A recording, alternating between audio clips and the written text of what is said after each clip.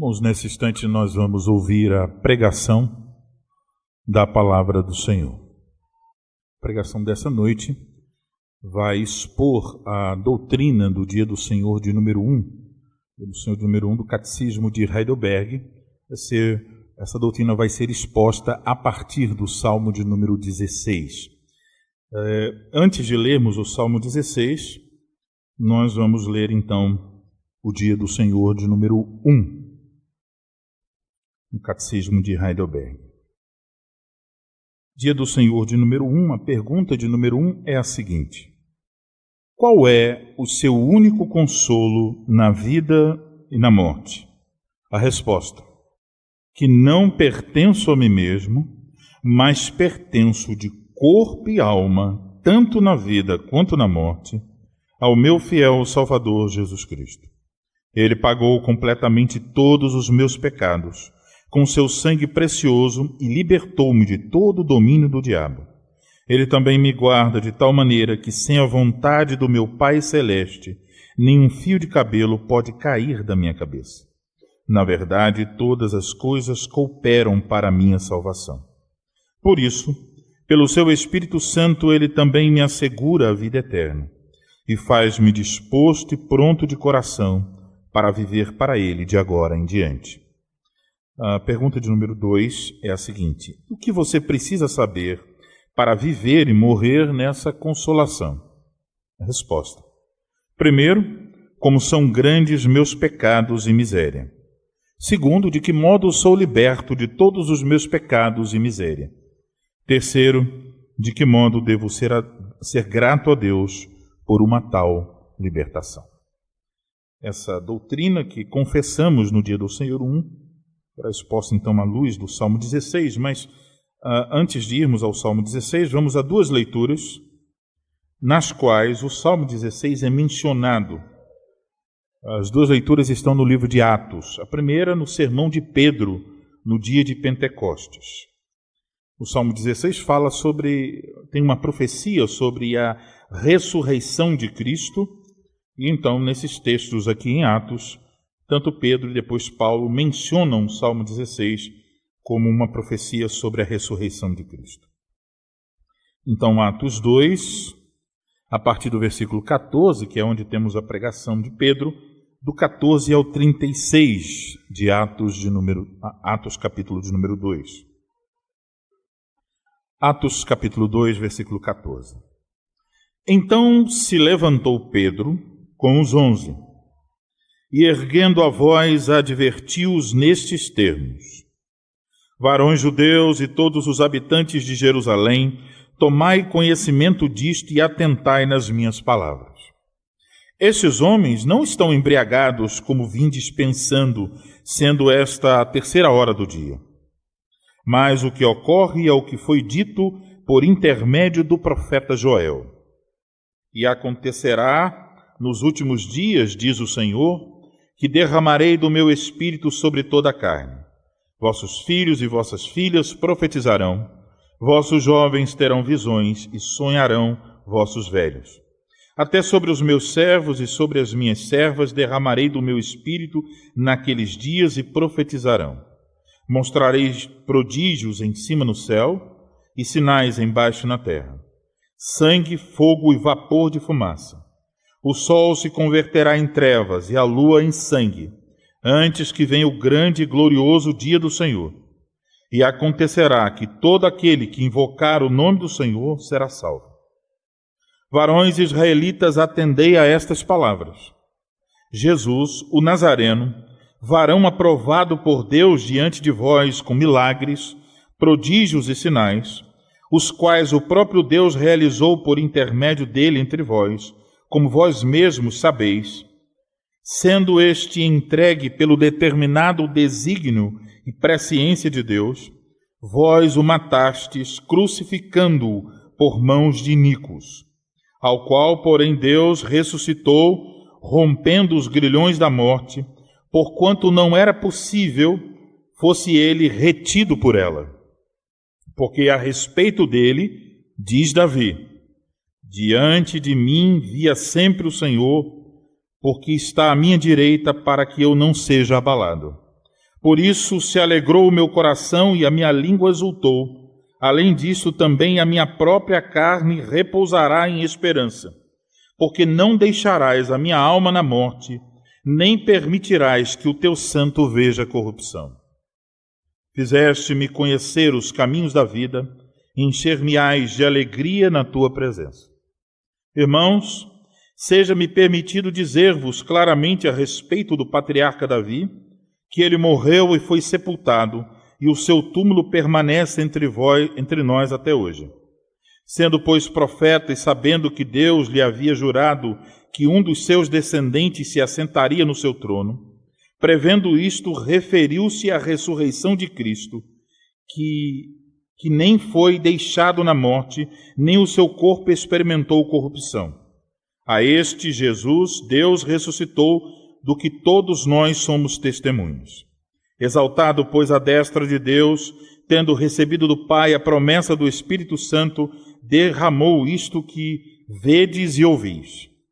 Porque Davi não subiu aos céus, mas ele mesmo declara: disse o Senhor ao meu Senhor, assenta-te à minha direita, até que eu ponha os teus inimigos por estrado dos teus pés. Esteja absolutamente certa, pois toda a casa de Israel, de que a este Jesus, que vós crucificastes, Deus o fez Senhor e Cristo. Agora o outro texto, onde o Salmo 16 também é mencionado, capítulo 13 de Atos, Atos 13, versículo 26 até o 41, agora é um sermão do apóstolo Paulo, em Antioquia, 26 ao 41. Assim diz a palavra do Senhor: irmãos, descendência de Abraão e vós outros, o que temeis a Deus, a nós nos foi enviada a palavra desta salvação. Pois os que habitavam em Jerusalém e as suas autoridades, não conhecendo Jesus, nem os ensinos dos profetas que se leem todos os sábados, quando o condenaram, cumpriram as profecias. E, embora não achassem nenhuma causa de morte, pediram a Pilatos que ele fosse morto. Depois de cumprirem tudo o que a respeito dele estava escrito, tirando-o do madeiro, puseram-no em um túmulo. Mas Deus o ressuscitou dentre os mortos. E foi visto muitos dias pelos que com ele subiram da Galileia para Jerusalém, os quais são agora as suas testemunhas perante o povo.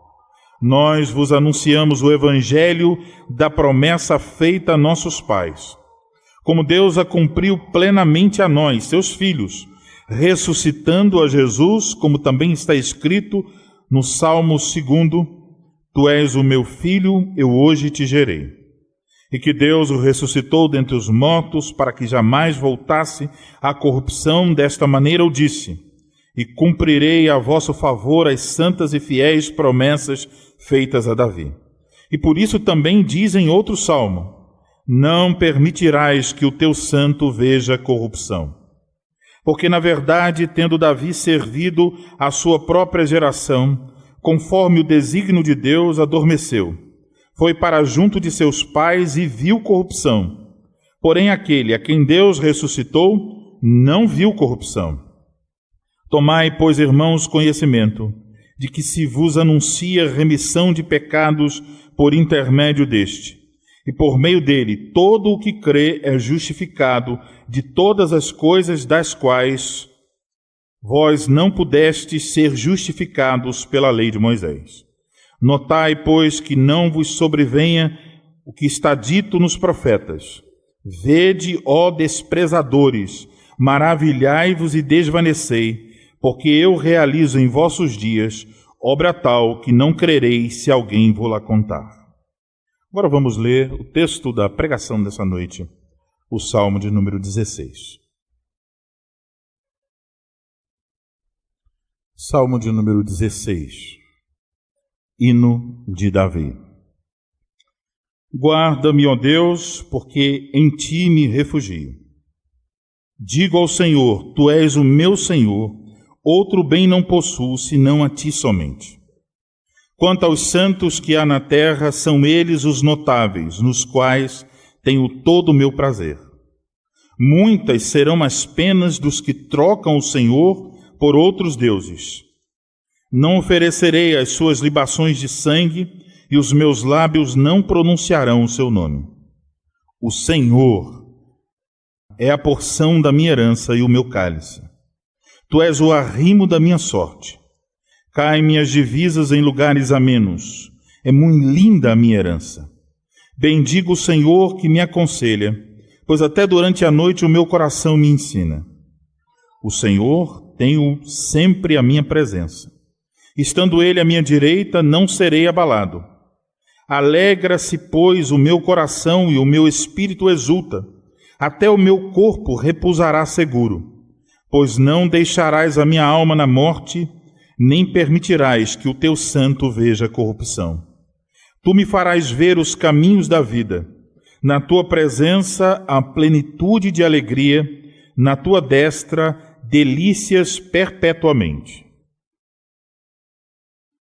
Amados irmãos, em nosso Senhor Jesus Cristo, agora que o período de festas passou, logo a engrenagem da sociedade voltará ao normal e funcionará a pleno vapor.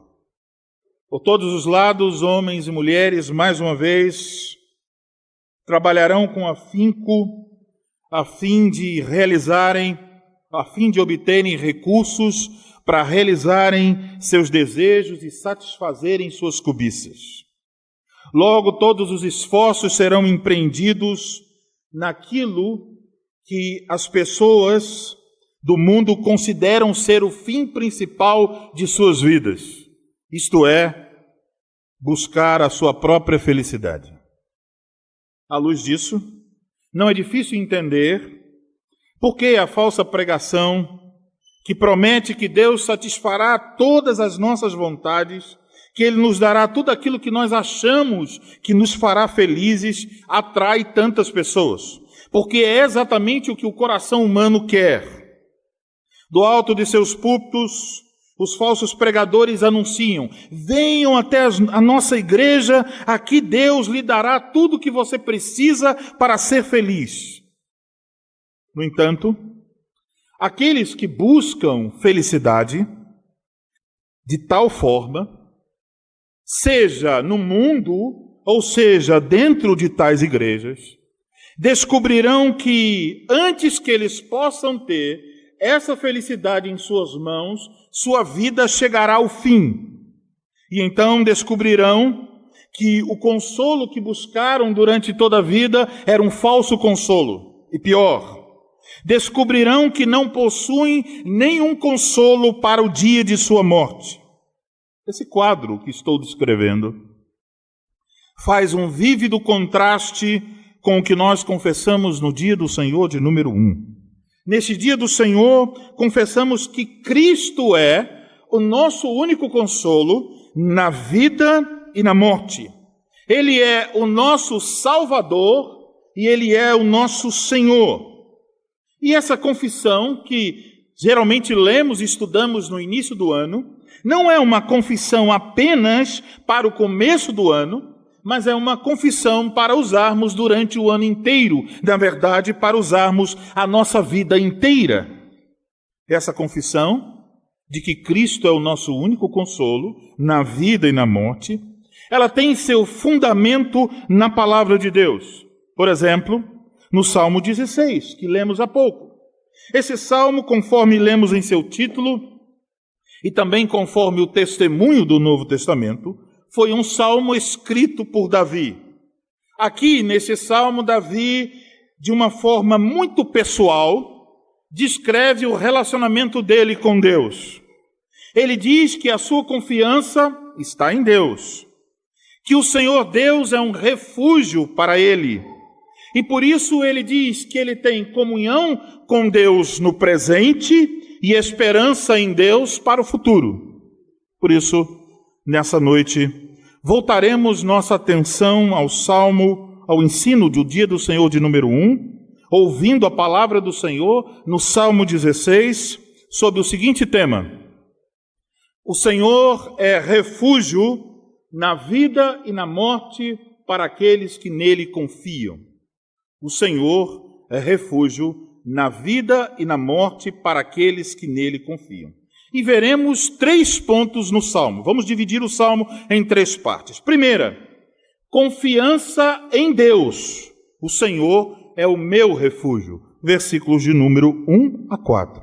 Segunda, comunhão com Deus. O Senhor é o meu consolo na vida. Versículos 5 a 8. Terceiro, esperança em Deus. O Senhor é o meu consolo na morte. Versículos 9 a 11. Eu aconselho vocês a manterem suas Bíblias abertas no Salmo 16 e acompanharem a exposição. Primeiro ponto, confiança em Deus. O Senhor é o meu refúgio. Versículos 1 a 4. Davi inicia o Salmo aqui no versículo 1, rogando para que Deus o guarde, isto é, que Deus o proteja, que Deus o conserve, que Deus o vigie.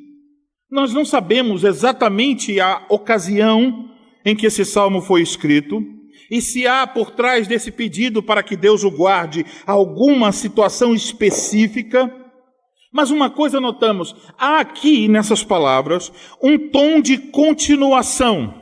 Ele está dizendo, em ti me refugio.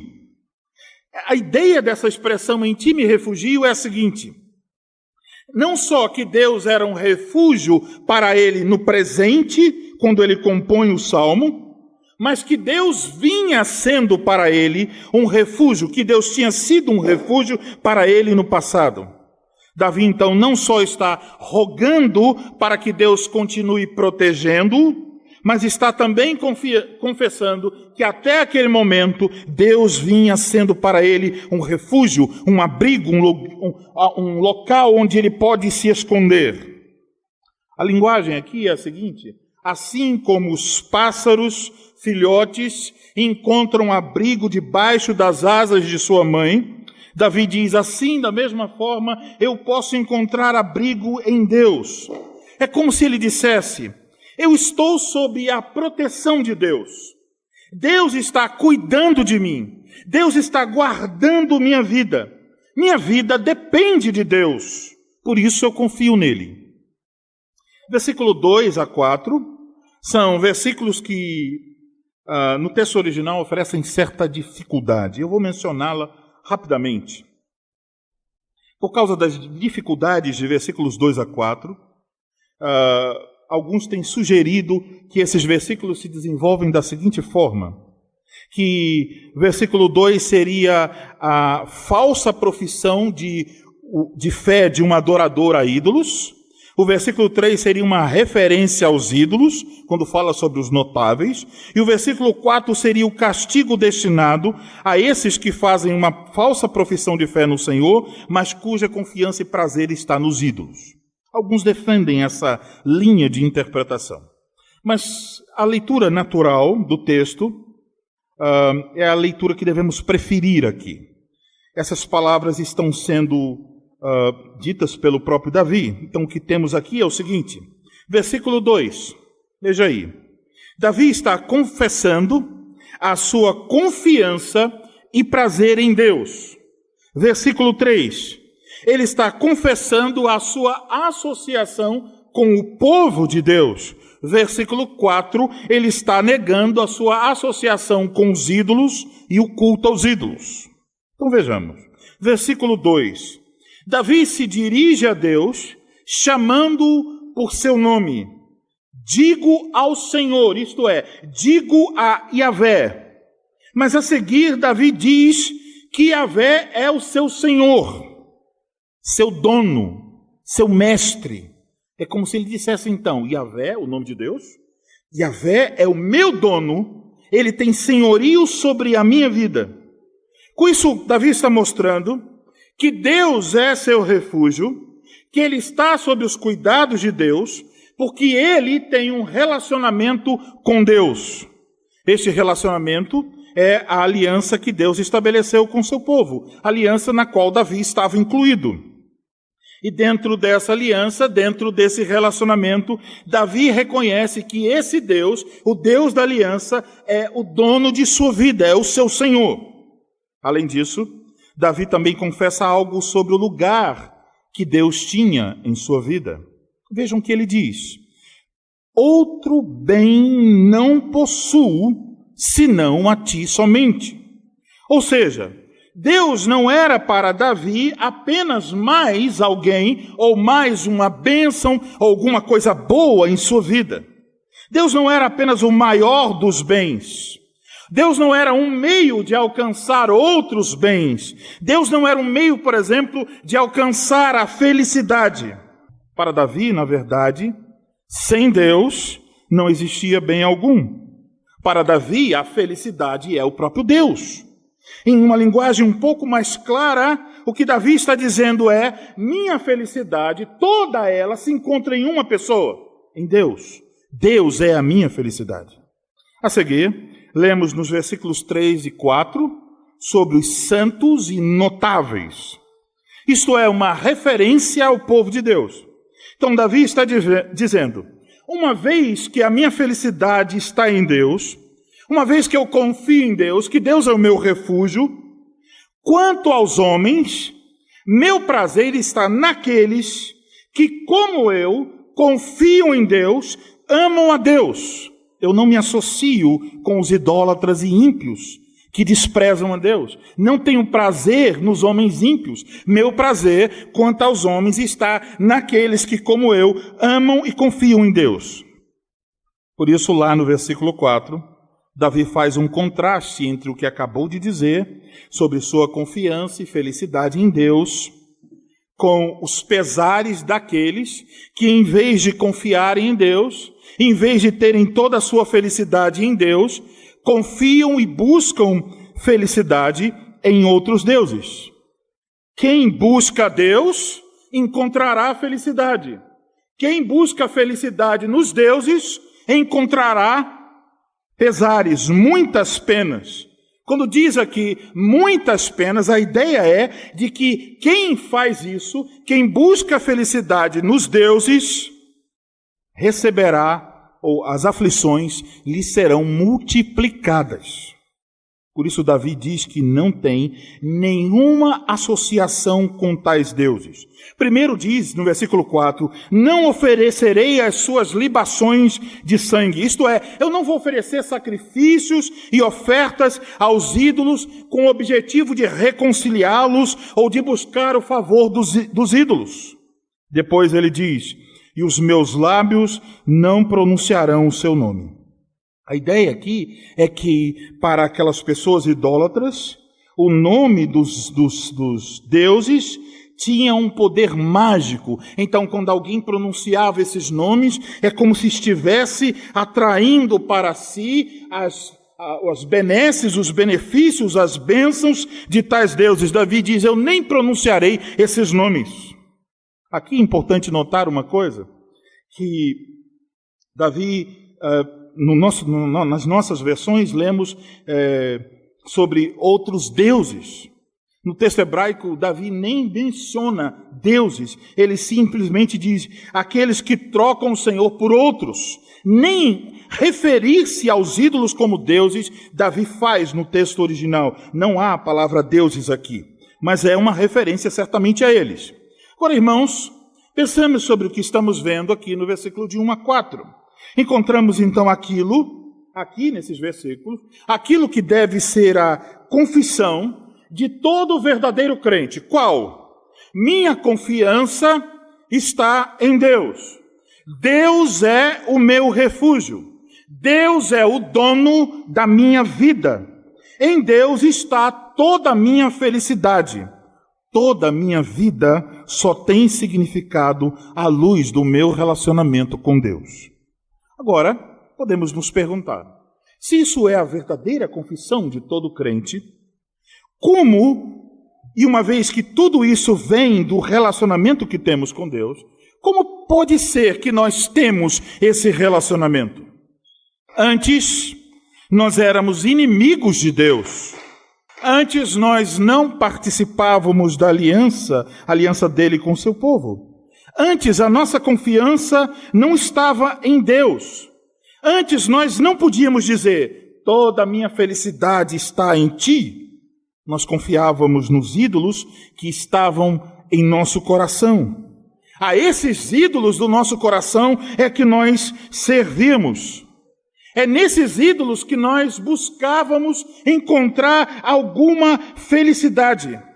O que merecíamos por isso? O Salmo nos diz: merecíamos aflições multiplicadas.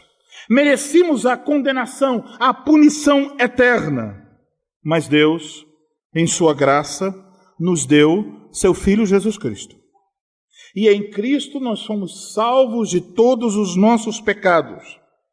Fomos salvos para que deixássemos não só os ídolos de barro, mas que deixássemos também os ídolos que se escondem no coração. Em Cristo, Deus tornou-se o nosso refúgio. Então é de Deus que dependemos. É nele que esperamos. Em Cristo estamos sob os cuidados de Deus, de tal forma que, conforme confessamos no dia do Senhor 1, sem a vontade do nosso Pai Celestial, nenhum fio de cabelo pode cair de nossa cabeça. Qual a consequência disso? É que agora, se você está em Cristo, você pode dizer: o Senhor é o meu dono. Eu não busco felicidade em mais nada e em mais ninguém. Em Deus se encontra toda a minha felicidade. Agora pense um pouco sobre isso. Essa semana, provavelmente você vai voltar às suas atividades normais. Vai voltar ao seu trabalho. Talvez começará a pensar sobre seus estudos. Talvez essa semana você comece a colocar em prática aquilo que você planejou para o ano de 2017 para alcançar os seus objetivos. Mas quando você faz isso durante a semana, coloque essa pergunta diante de você. Em seus planos e em sua diligência, seja no trabalho ou nos estudos, será que ao realizar essas coisas, você pode dizer com toda sinceridade: em Deus está toda minha felicidade? Irmãos, é natural que no começo do ano nós façamos planos, e não há pecado em planejar. Mas nós devemos tomar muito cuidado, porque os nossos planos podem se tornar os nossos ídolos. Podemos almejar uma coisa com tanta vontade e querer isso com tanta gana, que de repente isso assume um lugar inapropriado em nossa vida. Podemos ser tentados a trocar o Senhor por outros, a correr atrás daquilo que nós julgamos que nos fará felizes. Podemos ser tentados a cometer uma grande tolice. Qual? Nos refugiarmos em castelos de areia. Refúgios inúteis no dia da aflição. Você corre, busca, acha que aquilo é o máximo, que é o melhor para a sua vida, que se você chegar àquele ponto, você será feliz. E quando a aflição cerca você, você percebe a inutilidade daquele castelo de areia. Então devemos nos perguntar constantemente durante todo o ano: em quem está a minha confiança? Em quem está a minha felicidade?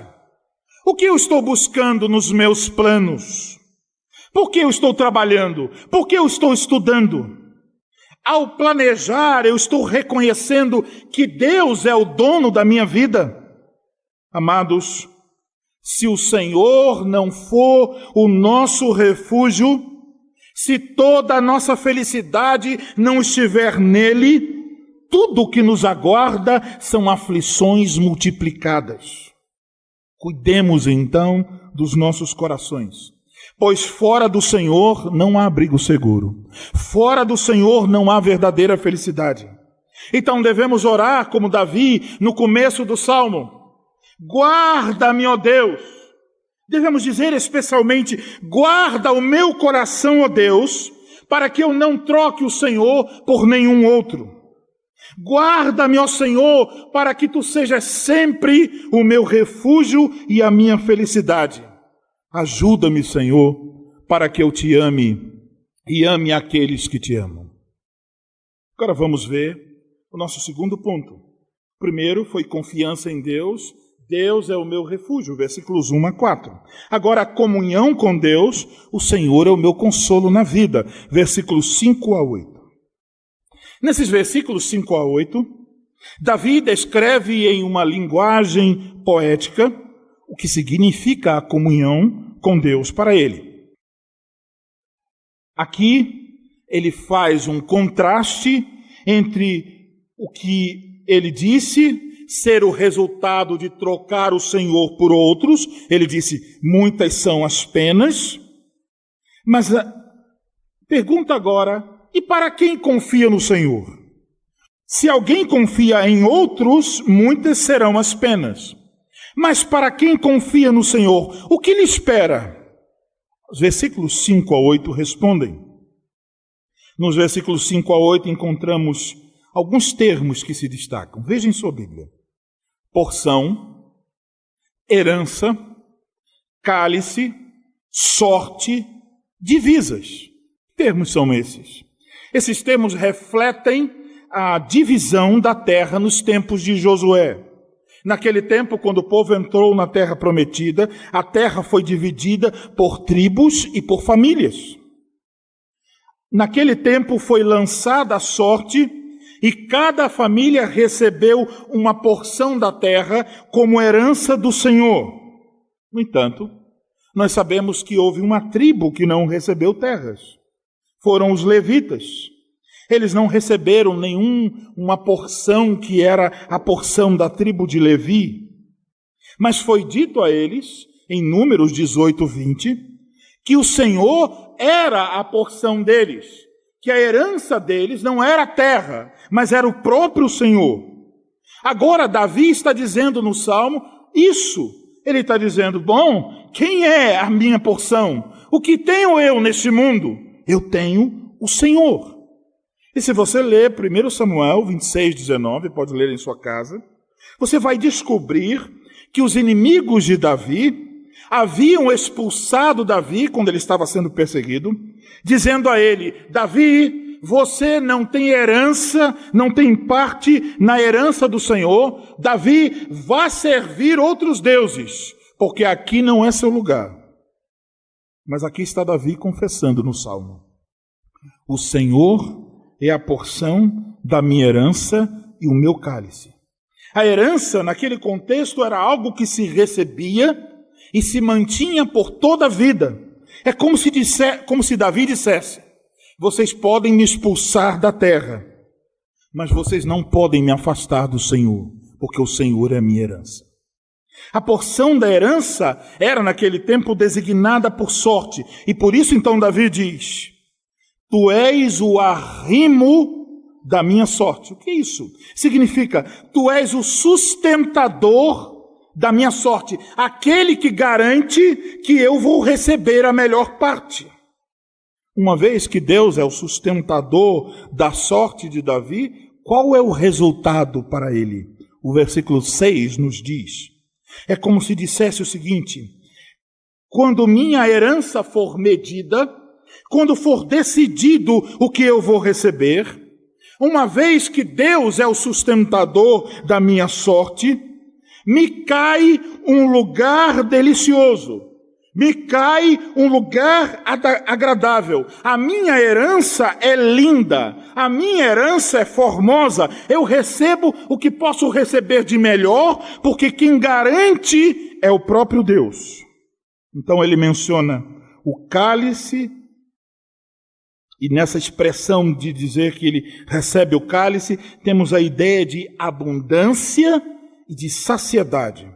É como se Davi dissesse, eu me satisfaço em Deus. Então, ao falar da herança agradável e linda, e sobre o cálice, Davi está dizendo, eu tenho a Deus como a minha riqueza. Eu tenho a Deus nessa vida como a fonte de todo bem. Eu estou plenamente satisfeito em Deus. A seguir, no versículo 7, Davi louva ao Senhor pelas bênçãos que ele recebe então desta comunhão com o Senhor. Que bênçãos são essas? Veja, versículo 7. A primeira dessas bênçãos é a seguinte: o Senhor me aconselha. Nesse relacionamento com Deus, Deus se tornou o conselheiro de Davi. Como isso acontecia? Davi diz: pois até durante a noite o meu coração me ensina. A palavra coração aqui no hebraico é literalmente rins. Está falando do fundo do seu ser, do seu interior.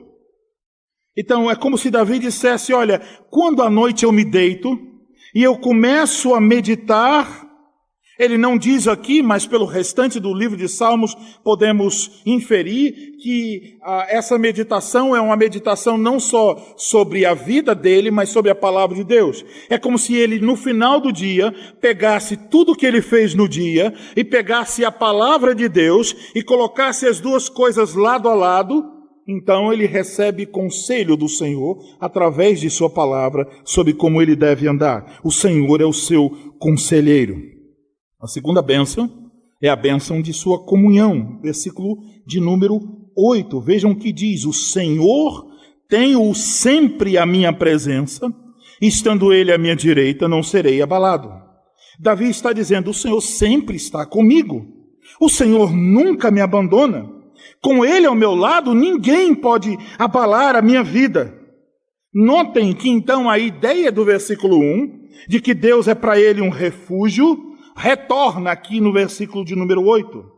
Davi se sente plenamente seguro em Deus: não serei abalado. Certamente Davi poderia confessar as palavras do apóstolo Paulo: se Deus é por nós, quem será contra nós? Davi está confessando: todo o meu consolo e segurança está em Deus. Amados irmãos, talvez sua casa seja simples. E talvez você, ao ver os ricos na TV com suas casas maravilhosas, você sinta uma certa dose de tristeza. Talvez você está dentro de um ônibus e você olha para os carros na avenida e vê um montão de carros luxuosos e você tem que andar de ônibus, de metrô. Talvez você fica doente e tem que ir para o sistema de saúde do governo, e você tem que enfrentar filas enormes, e às vezes você tem um exame para fazer, e você tem que esperar meses e meses até que o exame seja liberado, enquanto você vê muitas pessoas com dinheiro, ímpios, que são atendidos no Real Hospital Português. De fato, pode ser que você vai ter que viver toda a sua vida com essa simplicidade, conforme a providência de Deus. Mas, amados, por causa de Cristo, mesmo vivendo a vida mais simples que possamos ter, por causa de Cristo, nós temos sido abençoados como Davi. Por quê? Porque o Senhor Deus deu a si mesmo a nós. Em Cristo, nós recebemos a maior das riquezas, o maior dos tesouros, a melhor das heranças. Nós fomos reconciliados com Deus. Todos os nossos pecados foram perdoados. Nós fomos libertos, como confessamos, de todo o domínio do diabo. Nós fomos levantados da morte para a vida. Temos comunhão com Deus. O Senhor é a nossa herança, a melhor das heranças, a mais doce, a mais bela, a mais preciosa e mais valiosa das heranças. Os ímpios podem ter ao seu lado o dinheiro, e com o dinheiro eles podem ter talvez muitos bens. Pessoas ímpias talvez podem, com seus dinheiros, os ricos podem ter médicos, podem ter advogados, podem ter políticos, podem ter juízes. Mas por causa de Cristo Jesus, Deus se tornou o seu conselheiro. Deus se tornou o protetor da sua vida. Se você está em Cristo, então você pode ter uma certeza absoluta: Deus nunca abandonará você. E por isso mesmo, se você está em Cristo, há uma garantia do Evangelho: sua vida nunca será abalada. Nem os poderes do presente, nem os poderes do futuro podem separar você do amor de Deus. Então, irmãos, a pergunta é: será que vivemos à luz dessas verdades? Você está satisfeito com Deus?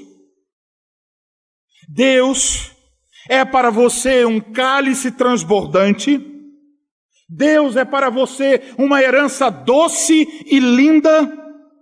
Você tem ouvidos sensíveis aos conselhos de Deus? Você possui segurança de que Deus é o protetor de sua vida? Há muitas pessoas que dizem sobre a sua alegria nesta vida, sobre o consolo, sobre aquilo que lhes motiva e que lhes traz felicidade.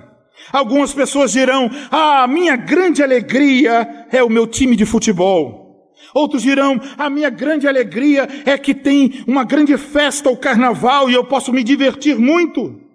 Outros dirão: eu tenho muita alegria na bebida, eu tenho muita alegria nos meus amigos. Outros dirão: eu tenho muita alegria em muitas mulheres.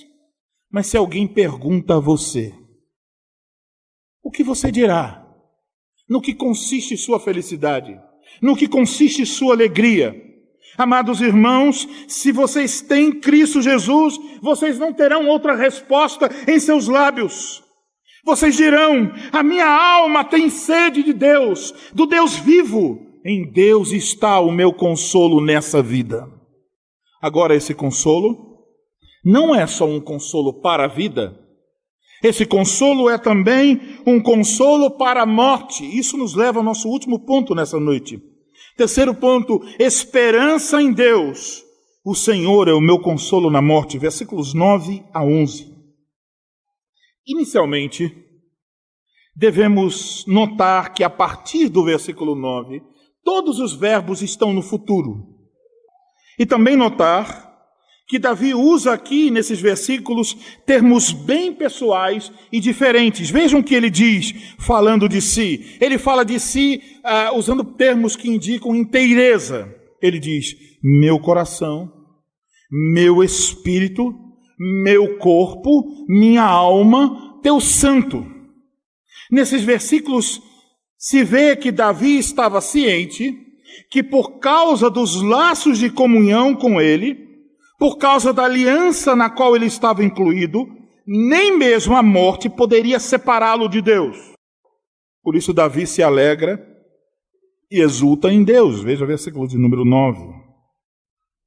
Aqui, então, devemos reunir o que lemos no final do versículo 8 com o que encontramos no final do versículo 9. Davi confessa que Deus está à sua direita e que ele não será abalado. E agora ele completa dizendo que até seu corpo repousará seguro. Esse pensamento se amplia no versículo 10. Esse versículo logo chama a atenção, versículo 10, porque como nós vimos nas leituras iniciais, esse versículo 10 é mencionado no Novo Testamento em referência à ressurreição de Jesus Cristo. Mas antes de observar essa questão, devemos nos perguntar se o versículo 10 tem também relação com Davi. Sabemos que ele está falando profeticamente a respeito da ressurreição do Messias, do Cristo. Mas será que Davi também está falando de si mesmo? Sim. Essas palavras do versículo 10 são palavras que se aplicam também a Davi. Mas como assim? Uma vez que Pedro e Paulo disseram que Davi morreu e experimentou a corrupção, como essas palavras podem se aplicar a Davi? Nós devemos observar que Davi confessa que Deus não deixará sua alma na morte. A morte aqui é literalmente o Seol, o lugar dos mortos. Então diz: e não permitirás que o teu santo veja corrupção. O termo traduzido por corrupção é no texto hebraico literalmente cova, um termo que deriva do verbo corromper.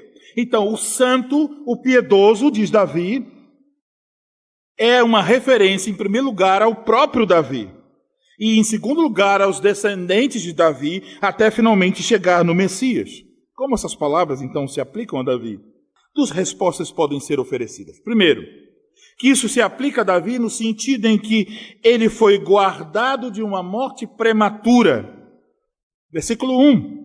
o Senhor o guardou e não permitiu que prematuramente ele visse a corrupção? Segunda resposta é que, apesar de Davi ter morrido, e apesar do seu corpo ter experimentado a corrupção, ele não ficará permanentemente na morte. A morte e a corrupção não podem deter Davi para sempre, porque ele haverá de ressuscitar no dia final. Eu creio que essa é uma explicação que se encaixa melhor no contexto. Mas como Davi, aqui também está falando profeticamente sobre um dos seus descendentes, o Messias que haveria de ressuscitar.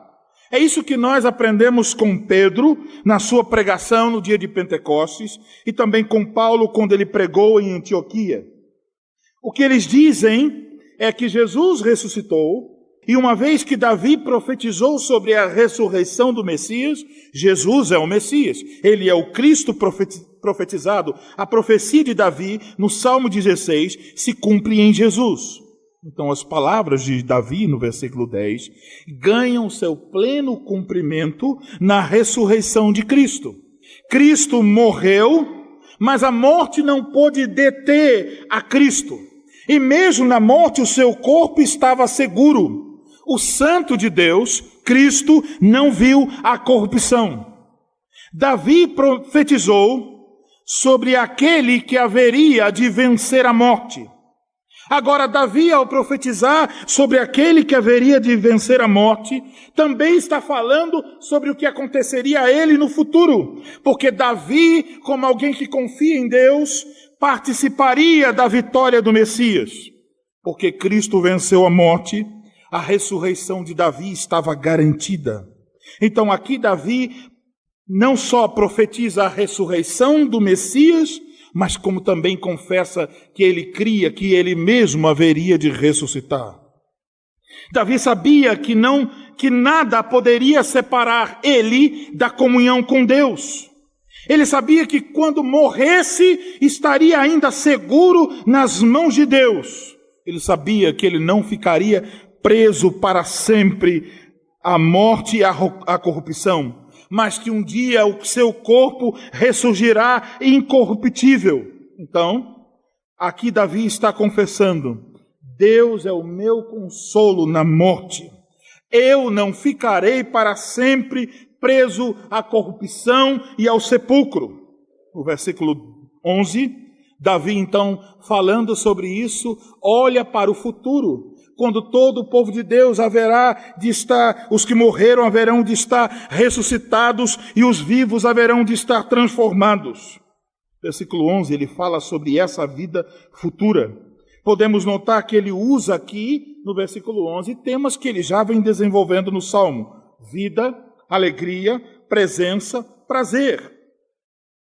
Então ele não está falando de sua comunhão com Deus, não só de sua comunhão com Deus no presente, mas está falando de sua comunhão continuada no futuro. Ele se refere aos caminhos da vida, isto é, os caminhos que conduzem à verdadeira vida. E então ele diz: me farás ver. Esse verbo, me farás ver, significa, na verdade, me farás experimentar. Davi sabe que Deus haveria de fazer com que ele experimentasse, com que ele se deleitasse nessa vida verdadeira, que é a vida eterna. E então ele nos diz: na tua presença há plenitude de alegria.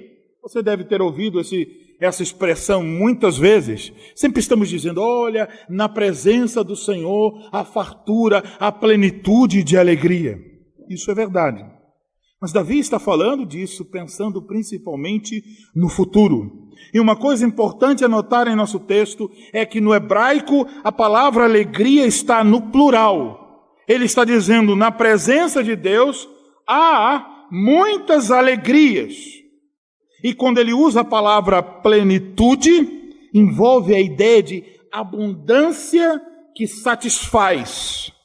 Então Davi está falando de que na presença do Senhor há não somente muitas alegrias, mas que essas alegrias que há na presença do Senhor satisfazem o coração daqueles que confiam em Deus. Ele conclui então dizendo: na tua destra, quer dizer, na tua mão direita, delícias perpetuamente. Ele está falando aqui das bênçãos que aguardam os que creem. Da mão direita de Deus nos serão concedidas delícias. Isso é, aquilo que é doce, que é amável, que é belo, que é agradável. E a pergunta é: até quando essas delícias nos serão concedidas? Davi diz: perpetuamente, ou seja, por toda a eternidade. Amados irmãos, aprendemos então aqui, nessa parte final do Salmo, que Deus não é só um consolo para o presente, para essa vida, mas que também Deus é um consolo para o futuro, para a morte. Deus é o nosso refúgio e consolo na vida e na morte, e o será por toda a eternidade. Por que isso nos é prometido? Por que temos esse consolo? Porque Cristo ressuscitou dentre os mortos para a plenitude da vida. E se nós estamos unidos com Cristo, nós nos tornamos participantes dessa mesma plenitude da vida. Amados irmãos, que consolo maravilhoso! Deus é o nosso refúgio. Se confiamos nele, temos comunhão com ele. Ele é o nosso refúgio na vida. Ele é também nossa esperança, porque ele é o nosso refúgio na morte. Então, em Cristo, temos uma segurança eterna. Deus é o nosso refúgio agora. Deus é o nosso refúgio amanhã.